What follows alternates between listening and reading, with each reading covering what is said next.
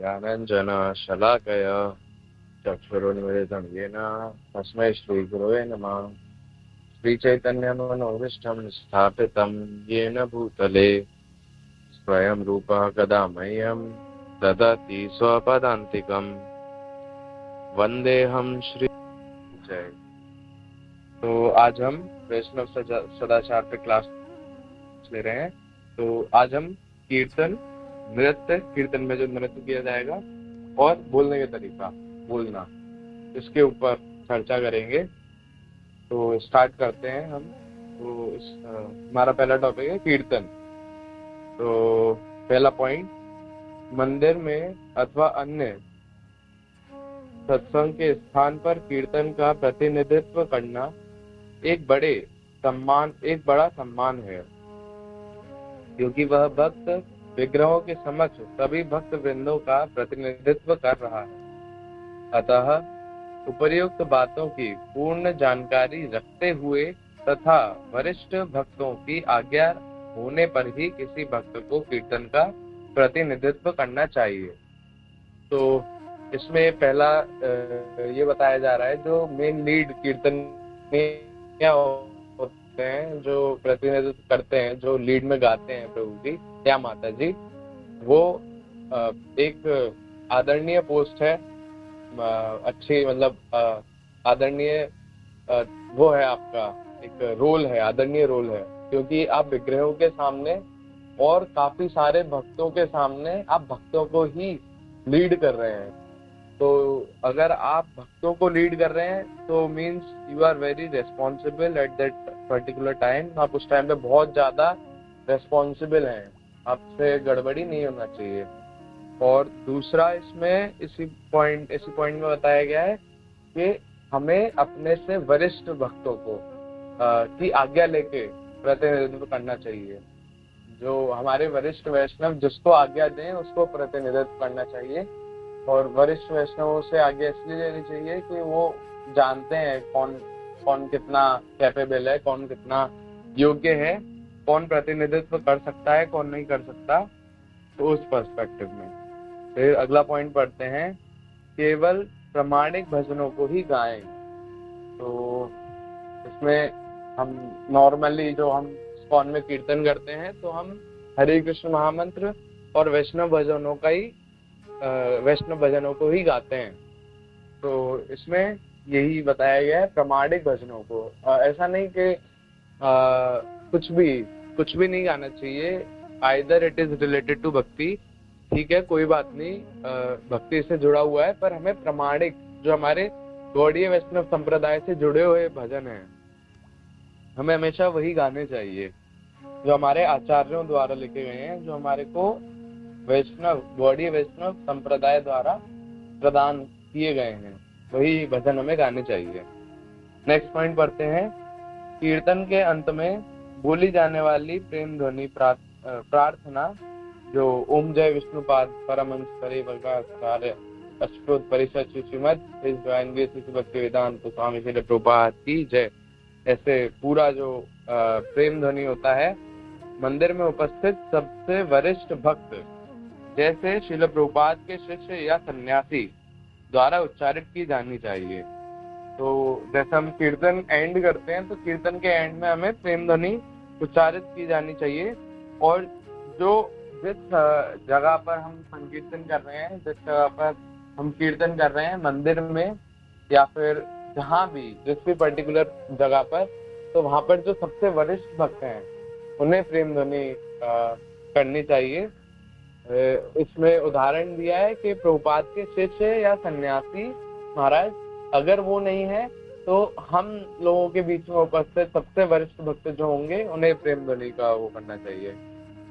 Next point पढ़ते हैं, हमारे परंपरा में महत्वपूर्ण व्यक्तियों के आविर्भाव दिन तथा तिरोभाव दिन जैसे महत्वपूर्ण सत्संगों के अलावा अन्य सभी सामान्य सत्संगों के समय प्रामाणिक प्रेम ध्वनि प्रार्थना ही बोली जाए।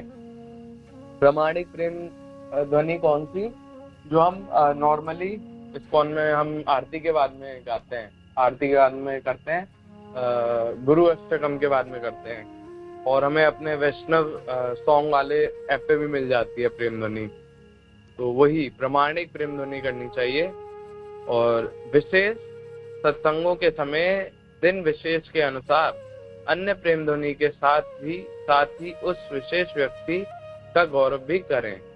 तो जैसे अगर कोई स्पेशल दिन है, किसी का आविर्भाव दिवस या फिर तिरोभाव दिवस, किसी आचार्य का, किसी वैष्णव का, तो उस दिन हम उनका भी ग्लोरीफाई कर सकते हैं, उनको हमें उनका भी गौरव करना चाहिए, इसमें लिखा है ऐसा। तो पूरा प्रेम ध्वनि जो ऑथेंटिक है, जो प्रामाणिक है, वो तो बोलना है। एंड देन उसके बाद हम बोल सकते हैं जिन वैष्णव का वो पर्टिकुलर दिवस है, उनसे रिलेटेड, जिन आचार्य से रिलेटेड। आगे अगला पॉइंट देखते हैं। दिन के अलग अलग समय के अनुसार निश्चित भजन निश्चित राग में ही गाना चाहिए। उदाहरणार्थ मंगला आरती एक विशेष राग में ही गाई जाए। तो जैसे हम सुनते हैं, संसार दावा नलली डलोका प्राणाय कारुण्यम प्राप्तस्य कल्याण गुणानवस्य वंदे गुरु चरणारविंदम।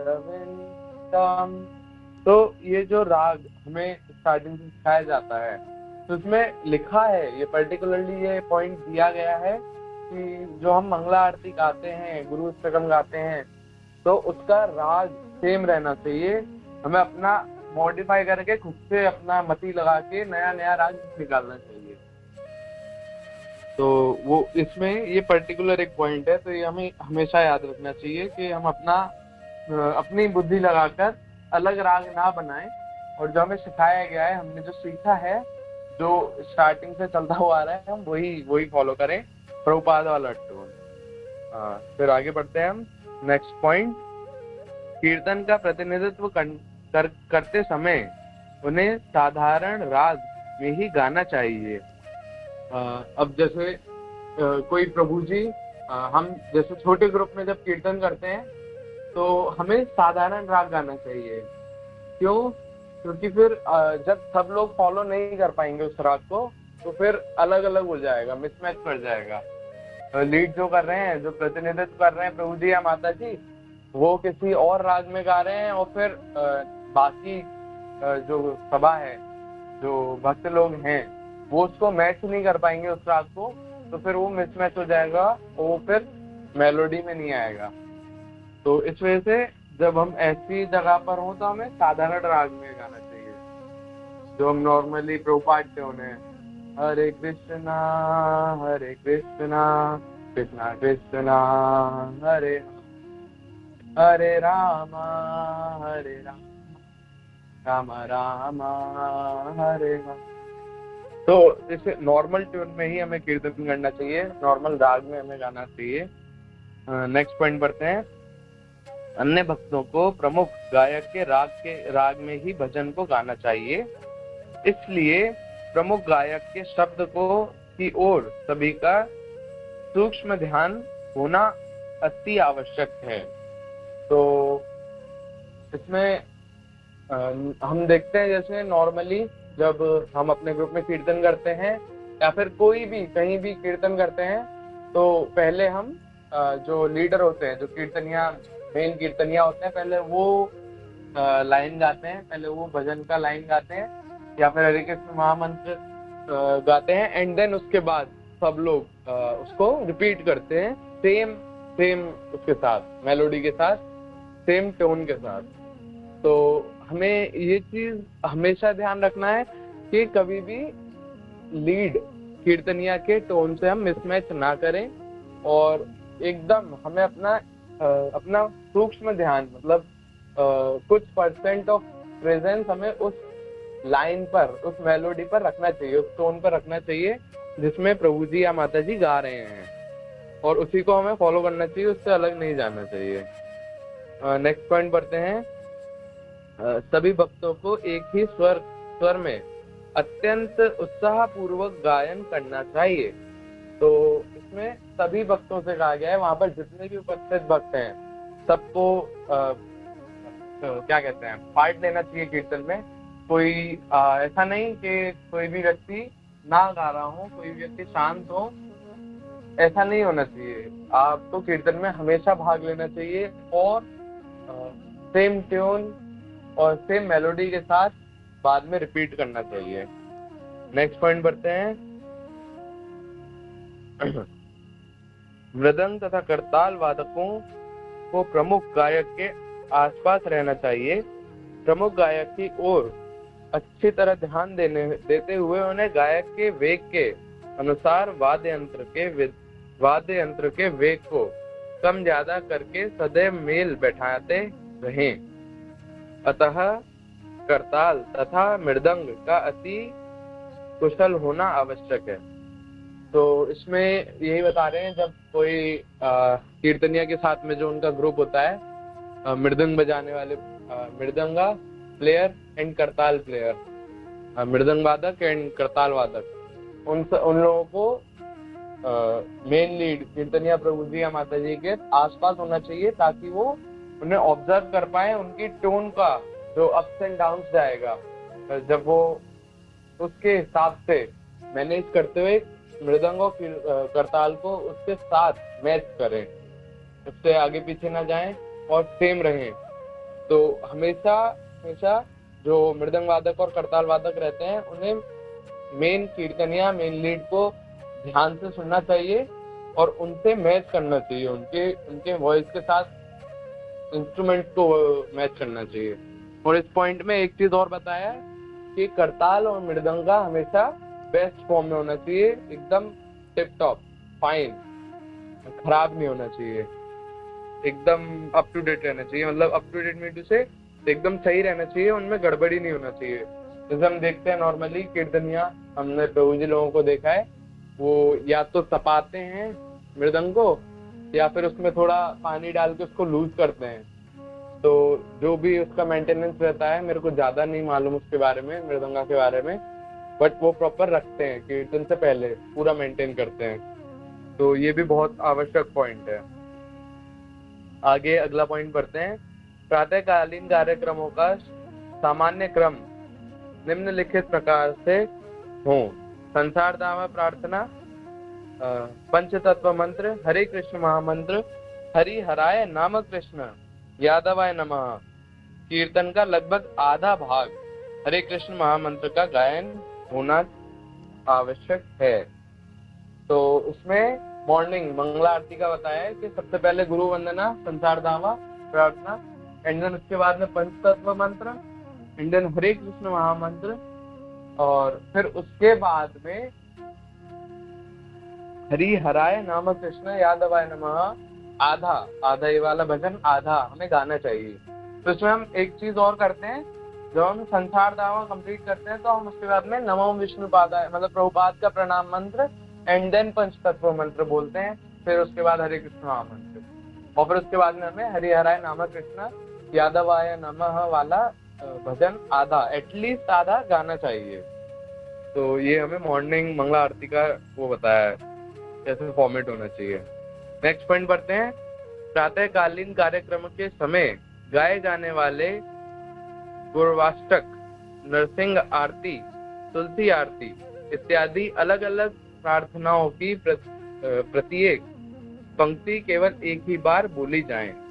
तो इसमें बस नॉर्मल एक सिंपल सी चीज बताई गई कि जब हम गुरुवाष्टक गाते हैं, नरसिंह आरती गाते हैं, तुलसी आरती गाते हैं, तो हमें किसी भी पंक्ति को रिपीट नहीं करना चाहिए, सिर्फ एक ही बार गाना चाहिए, एक ही बार एंड दैट्स इट, उससे रिपीट नहीं करना चाहिए। नेक्स्ट पॉइंट, जहां एक से अधिक मृदंग अथवा करताल वादक हैं, वहां वादकों को एक दूसरे के सुरों का सामंजस्य बैठाना आवश्यक है। हाँ, तो यही नॉर्मल जब अगर एक से ज्यादा कीर्तनिया के साथ मृदंग वादक या फिर करताल वादक हैं, तो उन्हें सिंक करना चाहिए, सिंक्रोनाइज करके एक साथ बजाना चाहिए। ऐसा नहीं कि एक मृदंग किसी और ताल में बज रहा है, दूसरा मृदंग किसी और ताल में बज रहा है, एक करताल स्लो बज रहा है, एक करताल फास्ट बज रहा है। तो हमेशा टोन सेम रहना चाहिए, सिंक्रोनाइज करके रहना चाहिए। तो अगला पॉइंट बढ़ते हैं। कीर्तन केवल उच्च स्वर में करना ही पूर्णता नहीं है, अपितु उसे सुर, ताल तथा सुनने में मधुर होना चाहिए।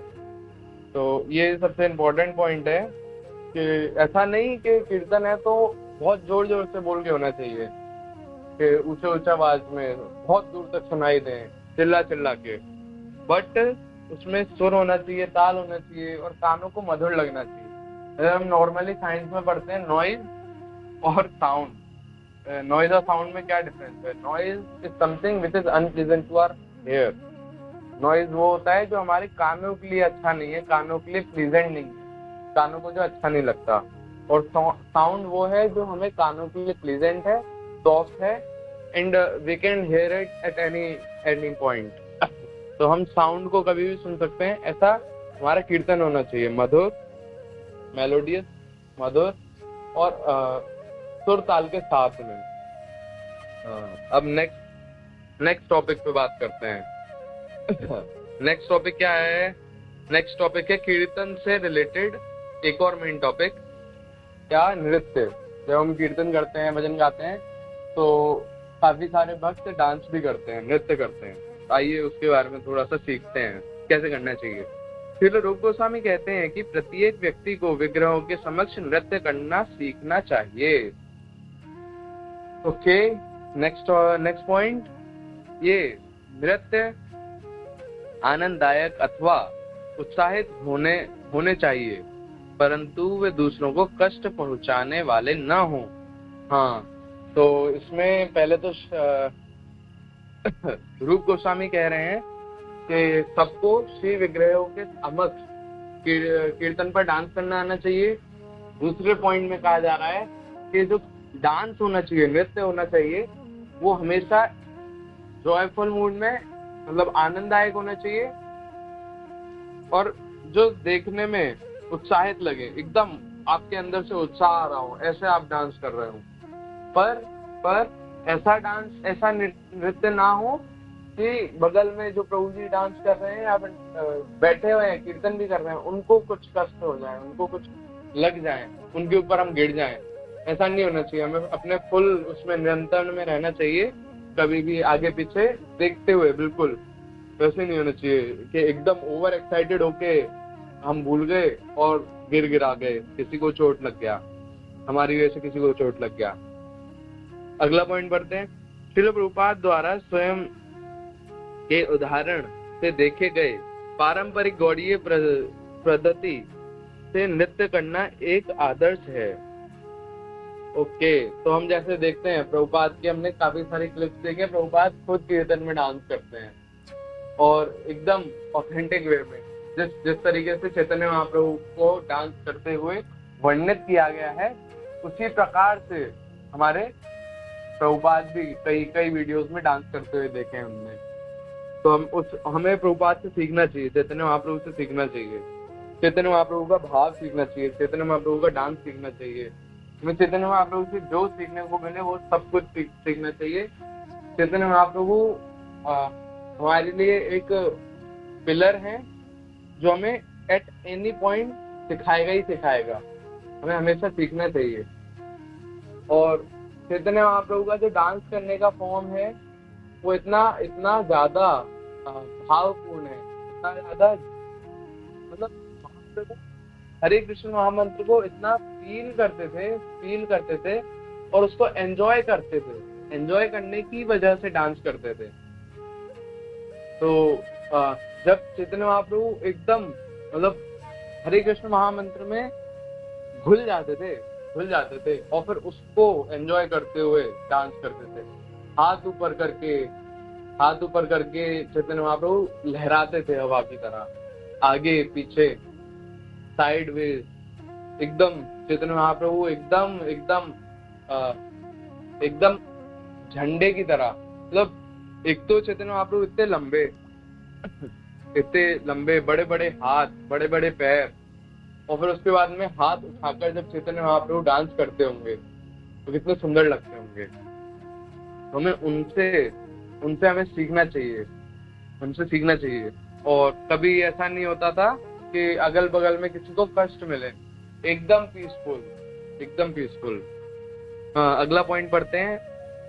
इसके अलावा और भी अनेक प्रकार के कीर्तन किया जाता है, जैसे भक्तों की पंक्ति अपने आसपास कीर्तन करते हुए एक दूसरे के पास आकर पुनः दूर जाते हैं।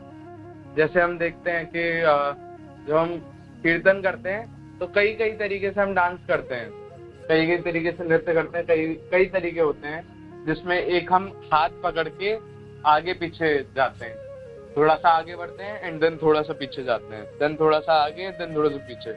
ऐसे ही हम हाथ पकड़ के साइडवेज में भी करते हैं, साइडवेज में भी करते हैं, दोनों राइट एंड लेफ्ट साइड।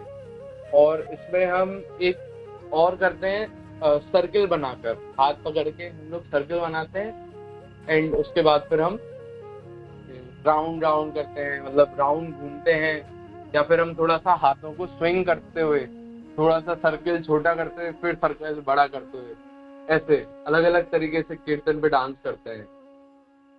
तो ये कुछ तरीके हैं जो प्रभुपाद ने सिखाए थे, ये कुछ तरीके हैं जो प्रभुपाद ने सिखाए थे। हमें इन तरीकों से कीर्तन करना चाहिए, इनकी कीर्तन में डांस करना चाहिए।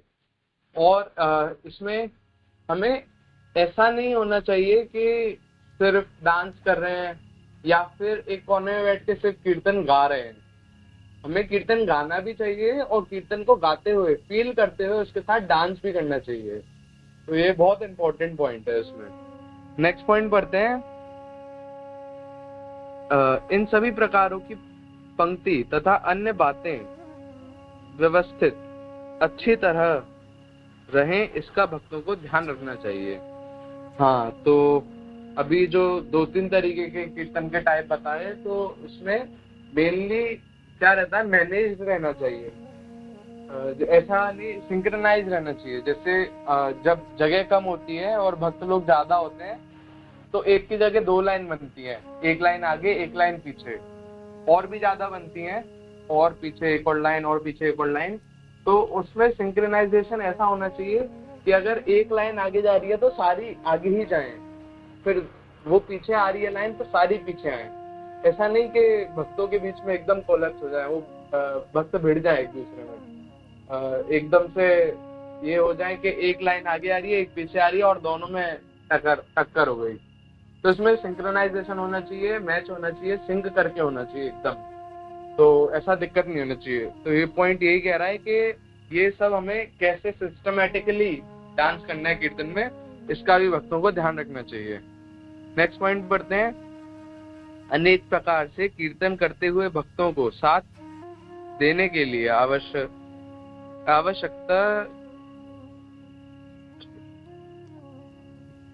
अनुसार हाथ उठाना चाहिए अथवा ऊपर नीचे करते हुए साथ देना चाहिए। हाँ, जैसे हम नॉर्मली देखते हैं कीर्तन में, हम जब आंखें बंद करेंगे और खुद को याद करेंगे, जब हमने कीर्तन में डांस किया था, हम खुद को याद करेंगे हमने जब कीर्तन में डांस किया था, तो 2-3 स्टेप करते हैं, मेनली 2-3 स्टेप हम करते ही करते हैं। तो उसमें एक स्टेप होता है कि हम भक्तों का हाथ पकड़े हैं और आगे पीछे जा रहे हैं। तो इसमें क्या करते हैं, हम एक चीज और ऑब्जर्व करते हैं, छोटी सी चीज, क्या कि जब हम आगे जाते हैं तो हम हाथ ऊपर उठाते हैं, जब पीछे आते हैं तो हाथ नीचे हो जाता है। ऐसी सेम जब हम साइडवेज में जाते हैं, तो जब हम दोनों एंड तक पहुंचते हैं, जैसे हम राइट एंड तक पहुंचे तो हाथ उठाते हैं, एंड देन जब लेफ्ट एंड तक जाते हैं तो फिर दोबारा हाथ उठाते हैं। तो ये छोटे छोटे जो पॉइंट्स हैं, इसमें वो भी मेंशन किया गया है कि हमें हाथ उठाना भी चाहिए कीर्तन के बीच में, डांस करते वक्त हमें हाथ भी ऊपर उठाना चाहिए बीच बीच में। जैसे अभी थोड़ा सा मैंने एक्सप्लेन करने की कोशिश किया। अगर हम लोग आंख बंद करके थोड़ा सा खुद से सोचने की कोशिश करेंगे तो हम इजीली समझ पाएंगे कि किस टॉपिक पे बात हो रहा है, कैसे मैं समझाना चाह रहा हूँ। नेक्स्ट पॉइंट बढ़ते हैं।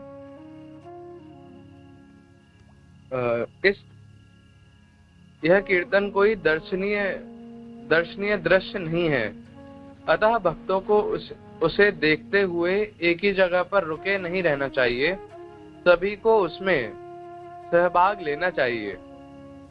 फिर भी जिन्हें कीर्तन में सहभागी नहीं होने की नहीं है इच्छा, विशेष रूप से अतिथि, नए भक्त अथवा बीमार भक्त, ऐसे लोगों से आग्रह करने में जबरदस्ती न करें।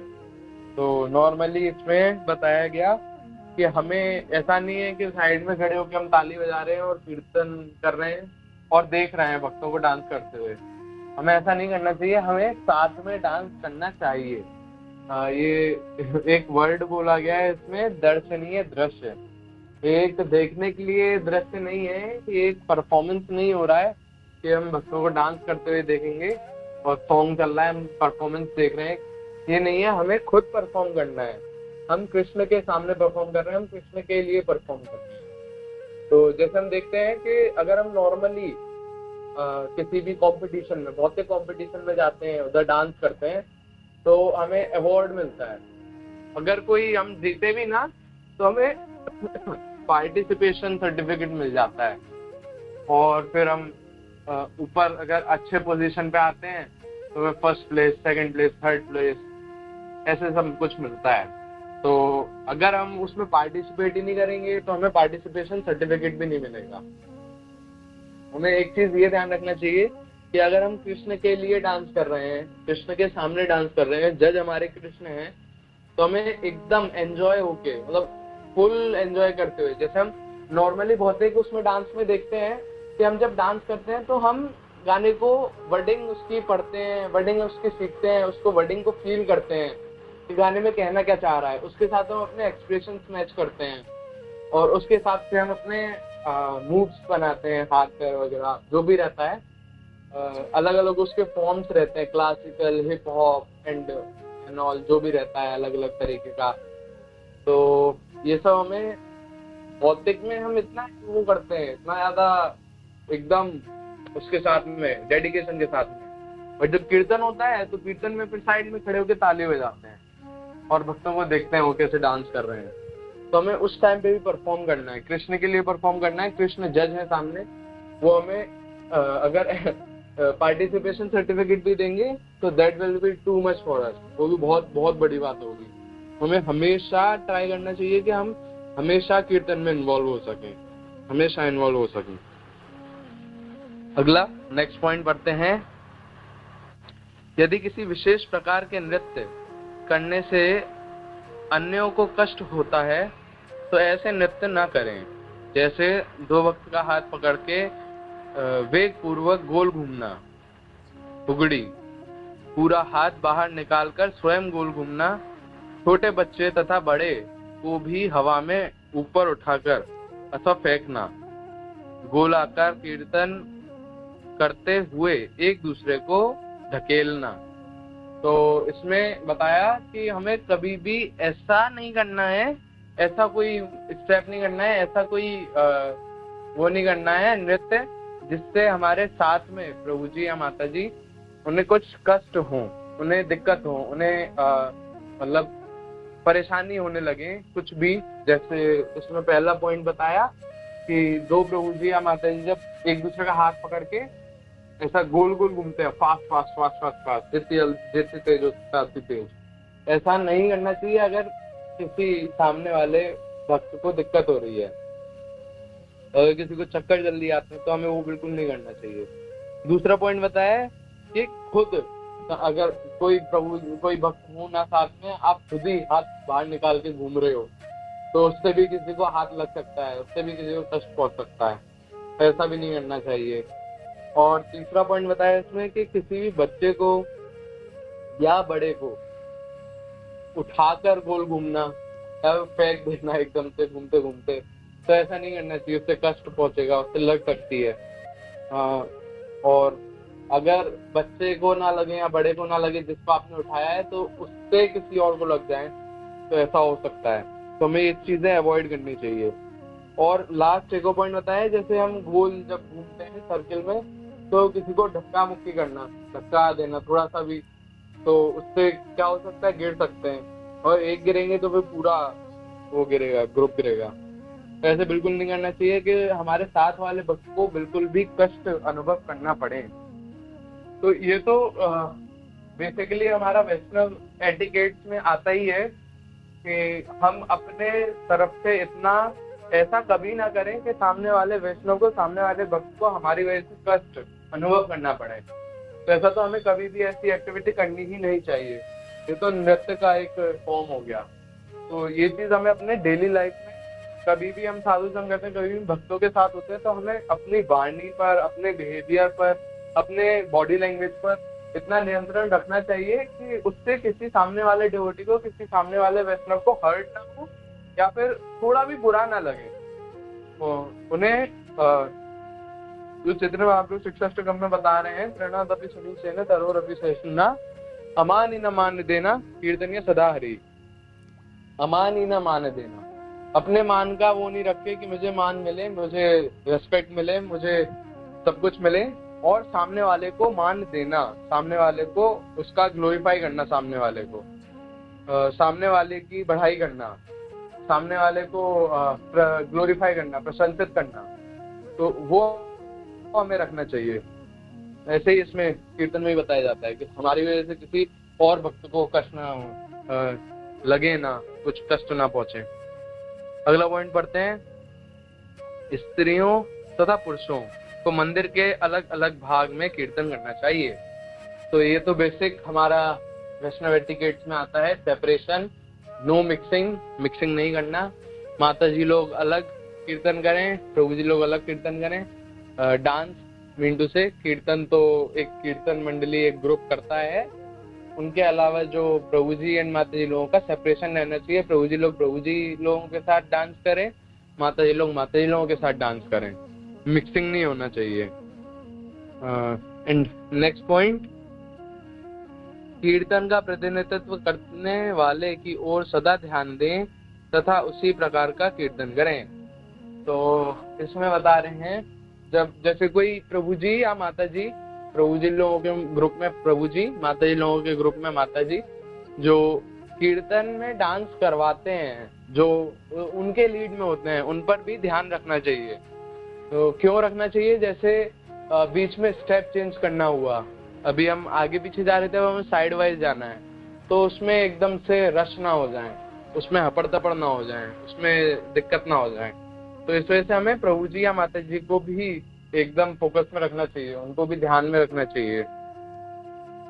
और जैसे एकदम से हम अभी आगे पीछे या साइड वाइज जा रहे थे, हमें अब सर्किल बनाना है, तो उसमें फिर हपड़ तपड़ ना हो जाए। तो हमें जो लीड कर रहे हैं उन्हें हमेशा ध्यान रखना है, चाहे वो कीर्तन में हो चाहे वो डांस में हो, लीड करने वाले को तो हमें सुनना ही सुनना है। तो इससे हमारा क्या रहेगा, हमारे दिमाग इधर भटकेगा भी नहीं।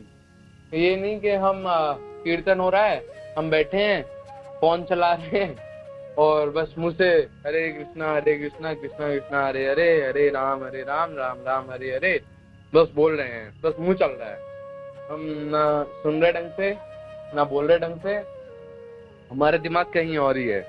या फिर हम अपनी माला कर रहे हैं, हाँ कीर्तन हो रहा है, हम बैठ के अपनी माला कर रहे हैं। तो हमें माला करते हुए अवॉइड करनी चाहिए जब हम लेक्चर सुन रहे हो और जब हम कीर्तन कर रहे हो। तो क्योंकि एक तो हम सबसे बड़ा पॉइंट देख सकते हैं, श्यामानंद प्रभु जी बताते हैं, गुरु महाराज बताते हैं कि हमें नाम जप सुन के करना है। हम जो नाम जप ले रहे हैं, हम जो एक एक अक्षर बोल रहे हैं, वो हमारे कान में जाना चाहिए और हमें उसे एकदम फील करना चाहिए, हमें कान में महसूस हो, हम एकदम अच्छी तरीके से चखें उस नाम को, हम पेट भर के चखें, पेट भर के चखें। श्यामानंद प्रभु जी कहते हैं हम पेट भर के चखें उस नाम को। तो ऐसे जप करना चाहिए। अगर हम कीर्तन के बीच में करेंगे तो कीर्तन की ध्वनि सुनेंगे, हम अपना नाम जप नहीं सुन पाएंगे, हम कॉन्सेंट्रेट नहीं कर पाएंगे अपने नाम पर। और लेक्चर के बीच में हमें जो लेक्चर चल रहा है उस पर ध्यान देना चाहिए कि सामने जो वक्ता हैं, जो प्रभु जी हैं या माता जी हैं, क्या बोल रहे हैं, क्या सिखा रहे हैं। हमें जहां तक हो सके नोट्स भी बनाने चाहिए लेक्चर सुनते समय, ताकि मोर कंसंट्रेशन के साथ हम सुन पाए, पॉइंट्स बना पाए, और फिर जैसे अगर कभी भूल गए तो फिर नोट से हमें मेन पॉइंट हमें याद आ जाए। तो माला तो हमें उन दोनों टाइम पे नहीं करनी चाहिए। तो अब हम देखते हैं कि कीर्तन में पहला हमने स्टार्टिंग में क्या सीखा कि हमें जब कीर्तन करना है तो जो मेन लीड कर रहे हैं प्रभु जी, उनके साथ सिंक्रोनाइज करना है, उन्हीं के धुन में, उन्हीं के टोन में गाना है और उनके बाद में गाना है, उनके साथ नहीं गाना होता है हमें। जैसे एक बार हम जो लीड कर रहे हैं वो प्रभु जी एक बार जब लाइन कंप्लीट कर दें देन हम स्टार्ट करें, ऐसे करना चाहिए। और उसमें हमने सीखा कि जो हम स्टार्टिंग में गुरु वंदना करते हैं या फिर गुरु अष्टकम गाते हैं तो उसमें हमें एक ही धुन के साथ में, एक ही टोन के साथ में गाना चाहिए जो हमारा ऑथेंटिक है, जो प्रभुपाद से सीखते हुए आए हैं। हमें अपनी तरफ से एड ऑन नहीं करना चाहिए, एडिशन नहीं करना चाहिए और अपनी मति ज्यादा नहीं लगानी चाहिए। और हमने सीखा कि जब हम सुबह मंगला आरती करते हैं तो उसका फॉर्मेट क्या रहना चाहिए, पहले संसार धामा, फिर उसके बाद में प्रभुपाद प्रणाम मंत्र, फिर पंच तत्व मंत्र, देन हरे कृष्ण महामंत्र, फिर उसके बाद में हरि हराय नाम कृष्ण यादवाय नमः, यादवाय माधवाय केशवाय नमः, ये वाला आधा, एटलीस्ट आधा भजन एंड देन हरे कृष्ण महामंत्र के साथ एंडिंग। तो ऐसे हमारा मॉर्निंग प्रोग्राम में मंगला आरती का एंड होना चाहिए। देन उसके बाद में नरसिंह आरती, तुलसी आरती, गुरु वंदना, तो ये सब फिर उसके बाद होना चाहिए। ऐसे हमारा पूरा शेड्यूल रहना चाहिए। और हमने एक और चीज सीखा कि हमें कीर्तन के बाद में जब हम प्रेम ध्वनि करते हैं तो हमारे बीच में बसते सबसे बड़े वरिष्ठ वैष्णव जो हैं उनके द्वारा प्रेम ध्वनि करवाना चाहिए। तो एग्जाम्पल में हमें मिले थे प्रभुपाद के डिसाइपल्स और सन्यासी। अगर हमारे बीच में प्रभुपाद के डिसाइपल्स और सन्यासी नहीं है तो फिर हमारे बीच में जो सबसे बड़े वरिष्ठ वैष्णव हैं उनके द्वारा हमें प्रेम ध्वनि करवाना चाहिए। अगला अब हम देखते हैं, हाँ उसमें हमने एक और चीज देखा, जब हम करताल और मृदंग बजाते हैं तो हमें जो मेन लीड प्रभु जी हमारे नहीं है उनके पास में रहना चाहिए और उनकी वॉइस के साथ में, उनकी टोन के साथ में सिंक्रोनाइज करते हुए अप्स एंड लोज डाउन्स के साथ में करताल और मृदंग बजाना चाहिए। और हमने देखा कि अगर एक से ज्यादा करताल और मृदंग होते हैं तो हमें सिंक करके बजाना चाहिए, एक ही टोन बजाना चाहिए जो सिंक करें, हमारे करताल के साथ करताल सिंक करें, मृदंग के साथ मृदंग सिंक करें। और हमारे मृदंग और करताल अपनी बेस्ट क्वालिटी में होने चाहिए, क्वालिटी बेस्ट होना चाहिए उनका, गड़बड़ नहीं होना चाहिए। ठीक है, अगले टॉपिक में हमने क्या पढ़ा, नृत्य में हमने क्या पढ़ा कि सबसे पहले हमने पढ़ा कि रूप गोस्वामी कहते हैं कि हमें भगवान के श्री विग्रह के सामने नृत्य करना सीखना चाहिए। रूप गोस्वामी, हम रूपानुग हैं, रूप गोस्वामी हमें खुद ऑर्डर दे रहे हैं, हमें खुद कह रहे हैं कि हमें श्री विग्रहों के सामने नृत्य करना सीखना चाहिए।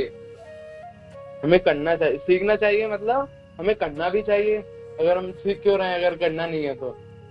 सीखकर ना करना इज यूजलेस। अगर कोई व्यक्ति कह रहा है आपसे कोई स्किल सीखने को, that means you want to apply that skill on something. तो अगर आपसे कहा जा रहा है, रूप गोस्वामी कह रहे हैं कि आपको कीर्तन पे नृत्य करना सीखना है भगवान के प्रत्यक्ष, भगवान के सामने, भगवान के निकट, तो दैट मीन्स अगर आपको सीखना कहा जा रहा है तो आपको करना भी है। और हम अभी जैसे हम नॉर्मली जानते हैं कि इस भौतिक लाइफ में as a test, as a practice हम यहाँ पे अपनी भक्ति वो करते हैं, परफॉर्म करते हैं। एंड देन हमारा भक्ति जो स्टार्ट होता है वो गोलोक वृंदावन में वो होता है। तो अगर हम यहाँ पर प्रैक्टिस नहीं करेंगे, हम यहाँ पे डांस नहीं करेंगे, हम नृत्य नहीं करेंगे भगवान के सामने, तो हम गोलोक वृंदावन में भगवान के समक्ष कैसे डांस कर पाएंगे, भगवान के समक्ष कैसे नृत्य कर पाएंगे? तो ये बहुत इम्पोर्टेंट है कि हमें कीर्तन के साथ, कीर्तनिया के साथ गाना चाहिए और साथ में डांस भी करना चाहिए, नृत्य भी करना चाहिए कीर्तन पे।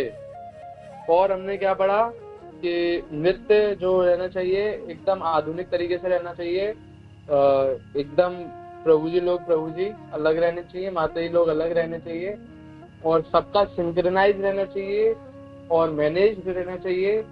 और जो स्टेप्स रहने चाहिए उससे ऐसा ना हो कि साथ में हमारे साथ वाले भक्त को कष्ट मिले, उन्हें दुख प्रदान हो या फिर उन्हें चोट लग जाए। तो उसमें हम अलग अलग हमने एग्जाम्पल्स देखे थे कि कैसे कष्ट पहुंच सकता है या फिर क्या दिक्कत हो सकता है एंड ऑल। फिर हमने इसमें पढ़ा था कि लास्ट हमने पॉइंट क्या पढ़ा था कि श्री चैतन्य महाप्रभु की नृत्य शैली में हाथ उठाकर उत्साह पूर्वक तथा भक्ति भाव से नृत्य करना प्रतिपूर्ण कीर्तन है। ओके, तो चैतन्य महाप्रभु की नृत्य शैली में जब चैतन्य महाप्रभु कीर्तन करते थे तो उसमें हाथ उठाकर नृत्य करना, भाव पूर्वक नृत्य करना ही पूर्णतः कीर्तन की शैली है। मतलब कंप्लीट तभी होगा, नहीं तो इनकम्प्लीट रहेगा। अगर आप सिर्फ कीर्तन करोगे, डांस नहीं करोगे तो वो इनकम्प्लीट है। और अगर आप सिर्फ डांस कर रहे हो, कीर्तन नहीं कर रहे हो साथ में, तो वो भी इनकम्प्लीट है। तो इसमें हाथ उठा के भाव पूर्वक डांस करना, नृत्य करना कंप्लीट, वो कंप्लीट होगा, तभी कंप्लीट होगा। ओके, अब हम पढ़ते हैं नेक्स्ट पॉइंट पर। नेक्स्ट टॉपिक हमारा क्या है?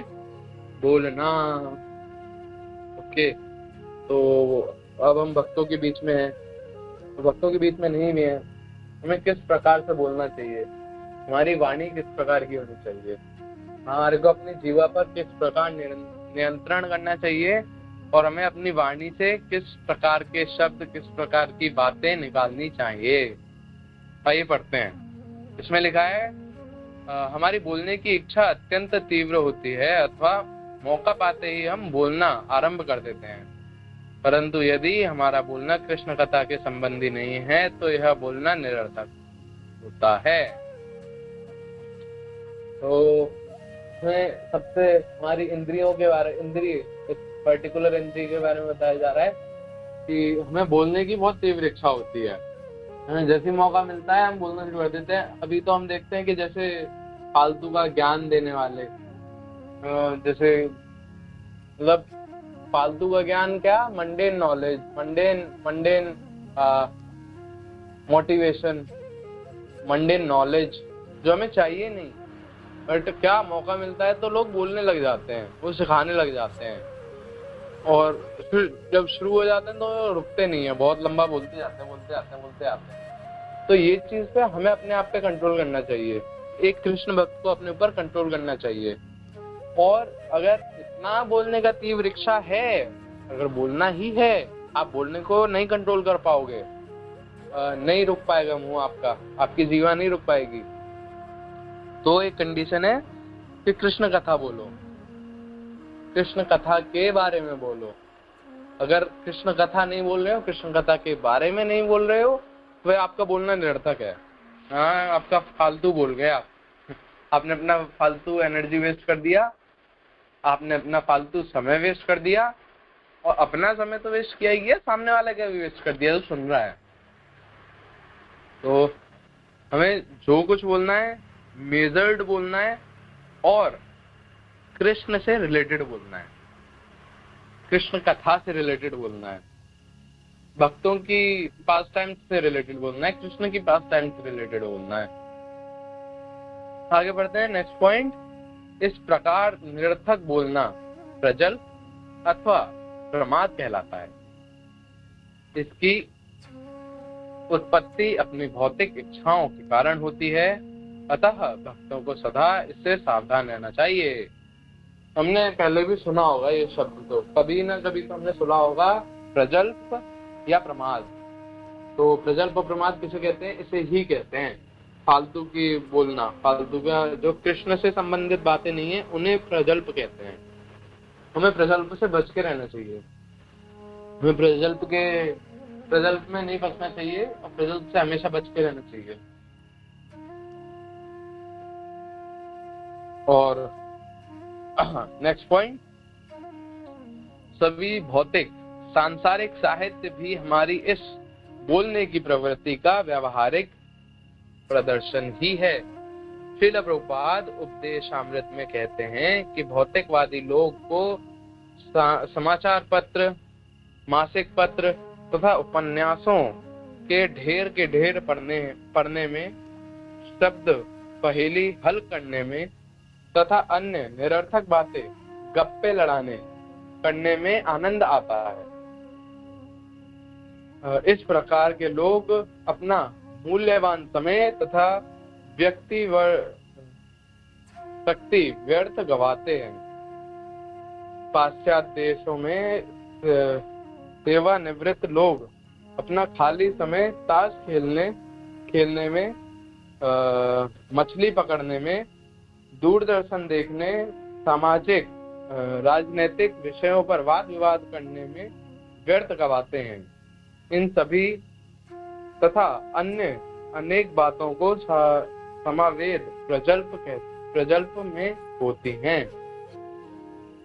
कृष्ण भावनामृत की ललक रखने वाले बुद्धिमान मनुष्य को इस प्रकार के कार्यकलापों का कदापि सहभागी नहीं होना चाहिए। तो इस वाले पॉइंट में हम पढ़ते हैं कि जो ये हमारा हिंदी लिटरेचर, इंग्लिश लिटरेचर हम पढ़ते हैं अपना एडमिनिस्ट्रेटिव स्टडीज में, तो ये सब जो है ये हमारा प्रजल्प का ही एक एग्जाम्पल है। क्या ये सारा एक स्टोरी तो है जो हम पढ़ रहे हैं जो कृष्ण से रिलेटेड नहीं है, तो ये सारा लिटरेचर एक प्रजल्प का ही एग्जाम्पल है।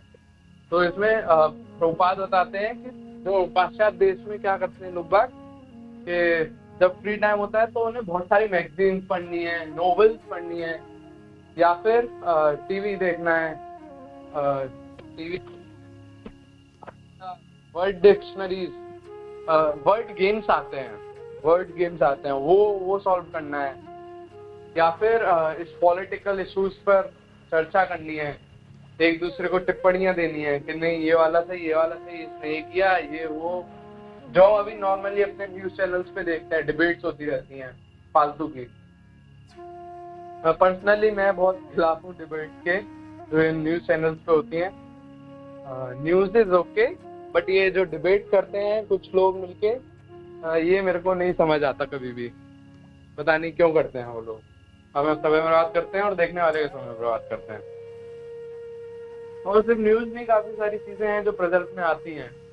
तो इसमें प्रभुपाद बता रहे हैं कि अगर कोई व्यक्ति अपना ऐसा समय बर्बाद कर रहा है तो वो प्रजल्प कर रहा है, और हमें हमेशा इन सब चीजों से बच के रहना चाहिए।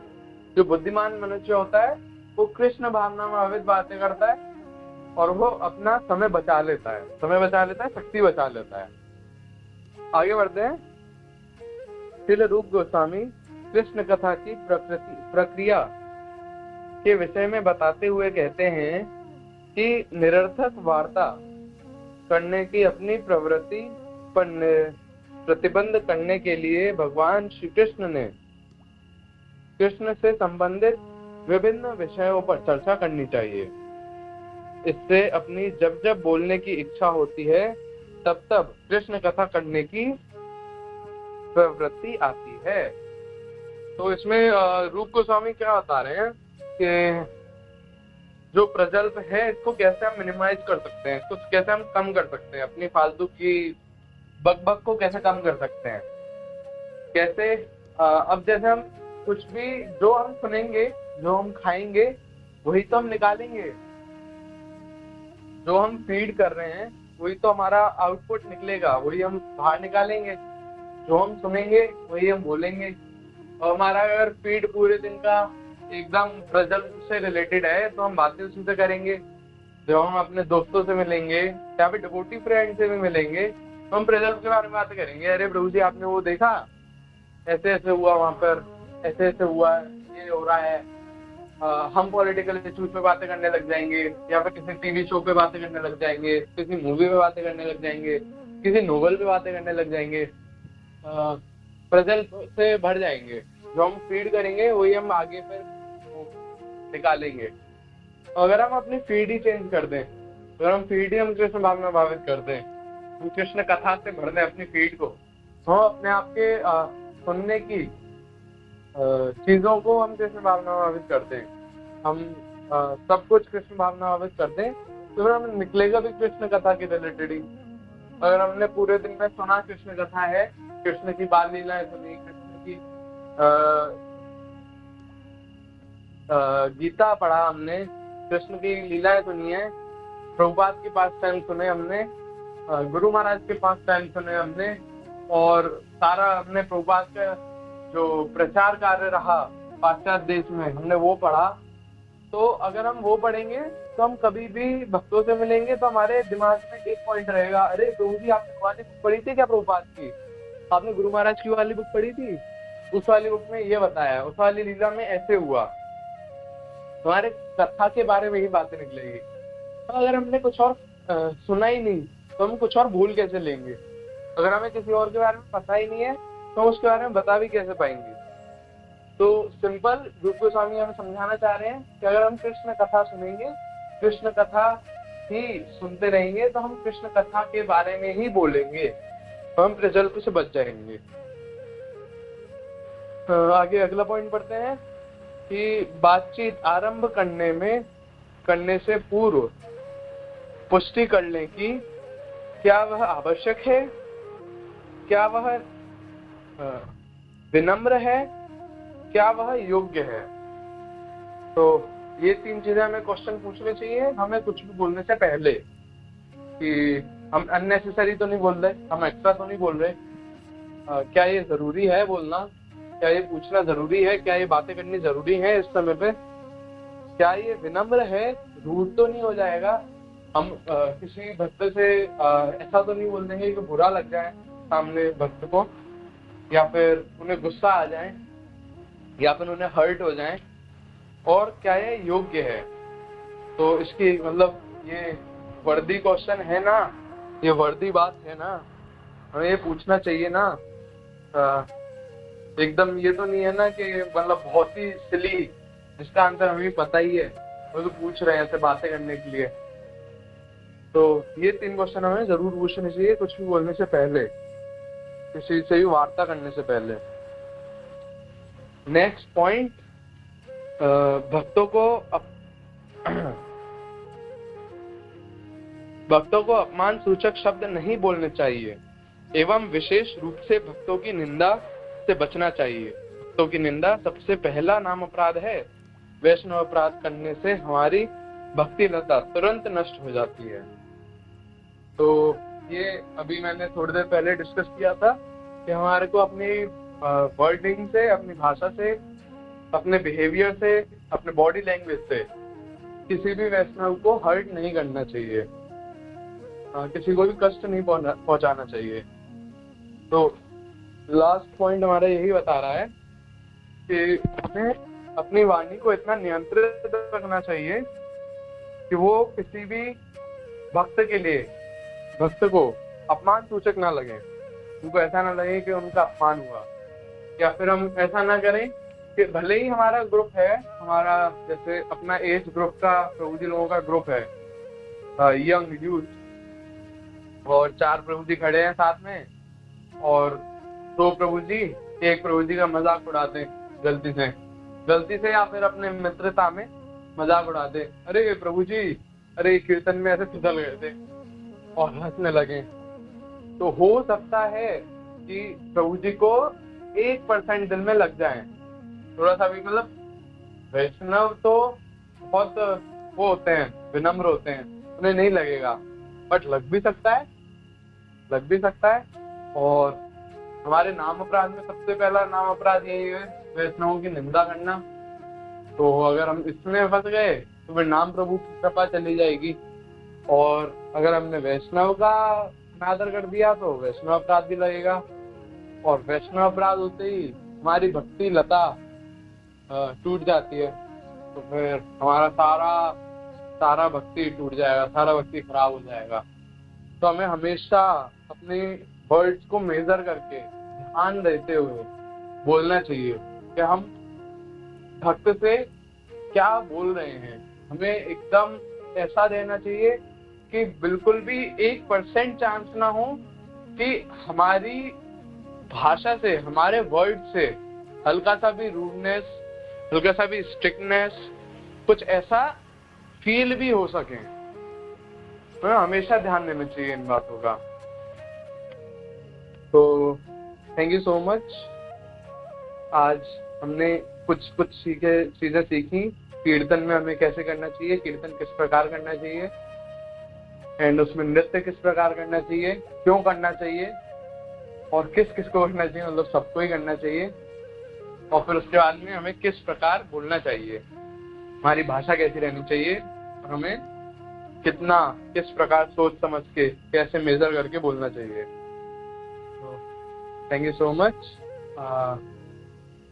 आप में से किसी का कोई प्रश्न हो तो प्लीज पूछ सकते हैं। हरे कृष्णा।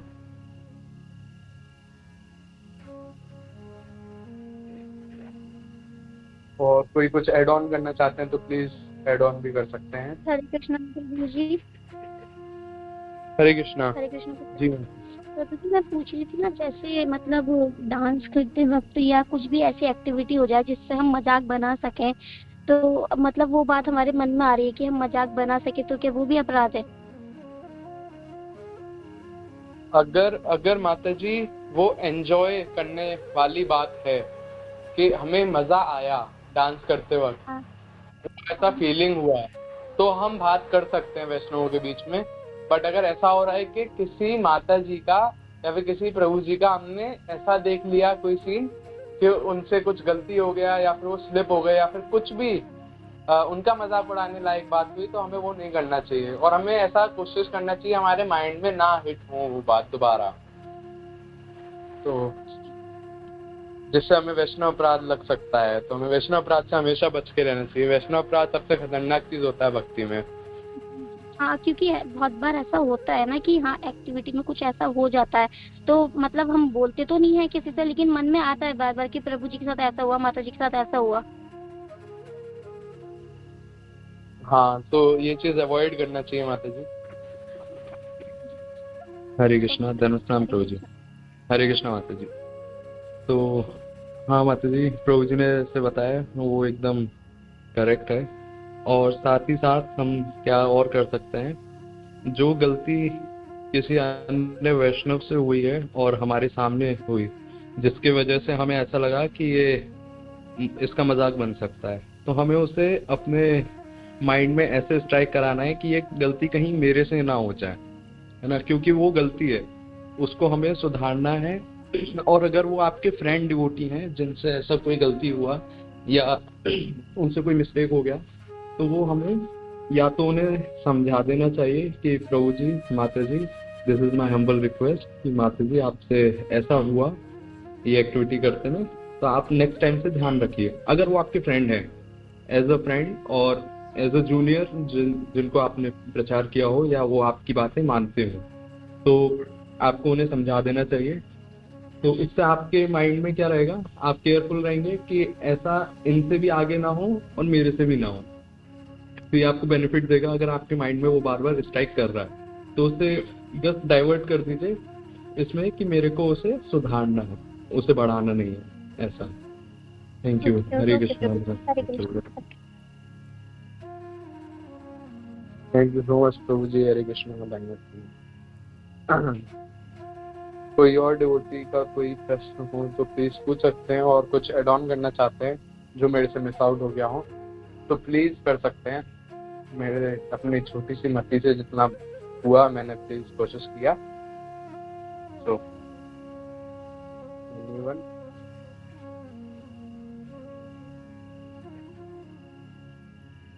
हरे कृष्णा। बहुत सुंदर क्लास।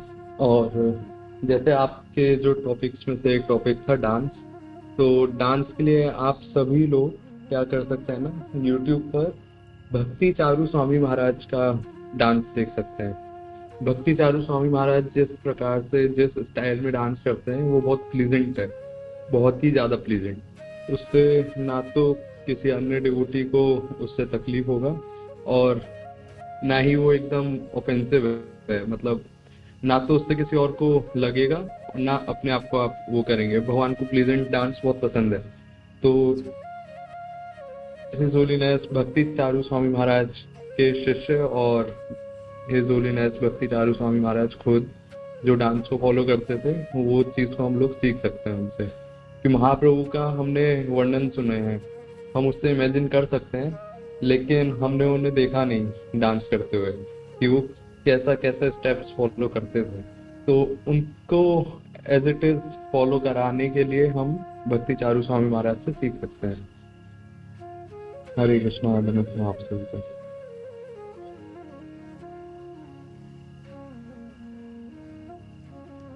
थैंक यू प्रभु जी। हाँ, मैं भी सीखूंगा भक्ति चारू स्वामी महाराज से, हम सबको सीखना चाहिए जी।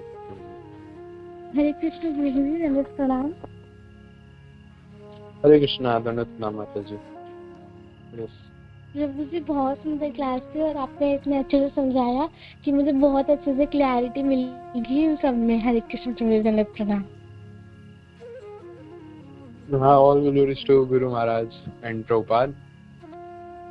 उन्होंने इतना अच्छे से समझाया, मैंने तो कुछ बोला ही नहीं, सब प्रभुपाद का वाणी था।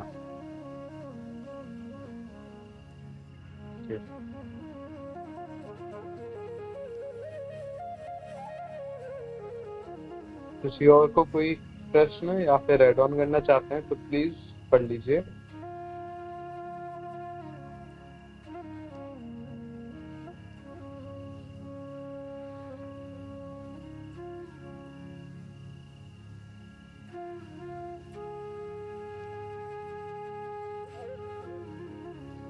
ओके प्रभु जी, अगर किसी का कोई प्रश्न नहीं है तो फिर वाइंड अप करें क्लास को।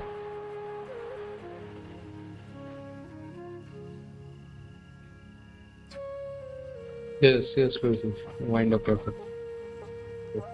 Thank you so much. वांछा कल्पतरुभ्यश्च कृपा सिन्धुभ्यश्च पतितानां पावनेभ्यो वैष्णवेभ्यो नमः।